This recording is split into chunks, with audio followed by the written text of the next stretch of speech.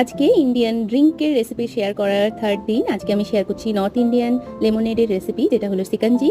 এটা বানাবার জন্য আমি এখানে 4 চামচ জিরে নিয়ে নিয়েছি। তার মধ্যে 2 চামচ জিরে আমি হালকা রোস্ট করে নিচ্ছি। তার সাথে দিয়ে দিচ্ছি একটু গোলমরিচ।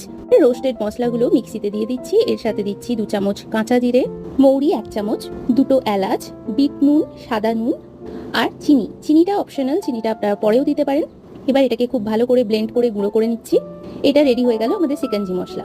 এবার শরবতটা বানাবার জন্য এখানে নিয়েছি অর্ধেকটা লেবু, সেটা জুসটা বের করে নিচ্ছি। তাতে দিয়ে দিচ্ছি 1 থেকে 2 চামচ মতো সিকাঞ্জি মশলা।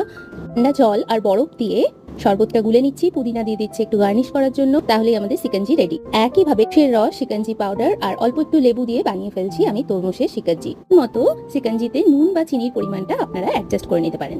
তাহলে কেমন লাগলো আপনাদের আজকের রেসিপি অবশ্যই জানাবেন।